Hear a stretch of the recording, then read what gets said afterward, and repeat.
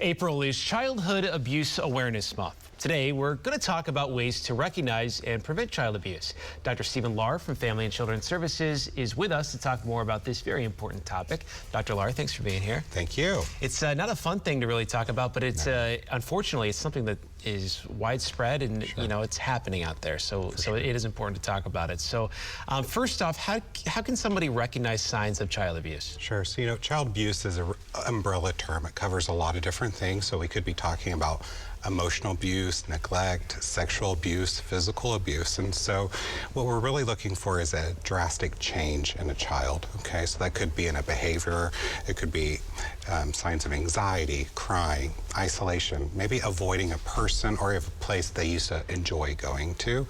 Then of course, with physical abuse, you're looking for unexplained injuries or, frequent injuries. And so we're really looking for that change, okay? So if you notice that, it's important to talk to the child, figure out what's going on, and then if you suspect abuse, you really do have to report that. What are the long-term effects of abuse on a child?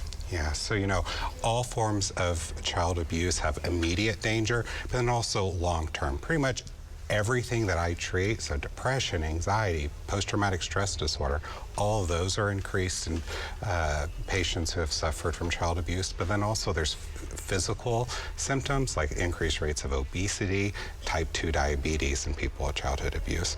And I think, it sounds scary, it is scary, but I think the important thing here is that it's never too late to get treated if you've had child abuse.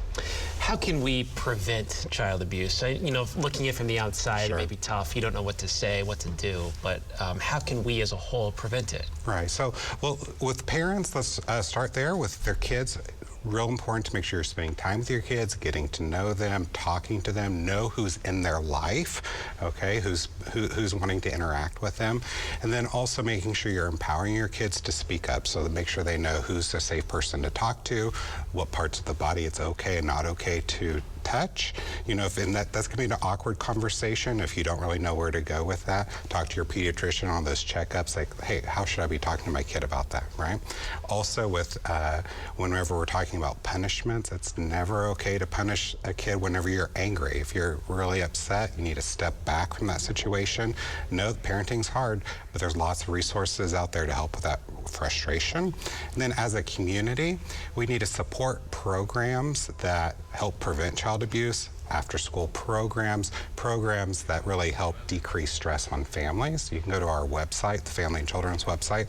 We have a campaign right now that it's always a beautiful day to protect kids. You get more information on how you can make this a safer community for our children. Okay, Dr. Stevan Lahr, very important advice, and we appreciate you being here and talking to us about it. Thank you. All right.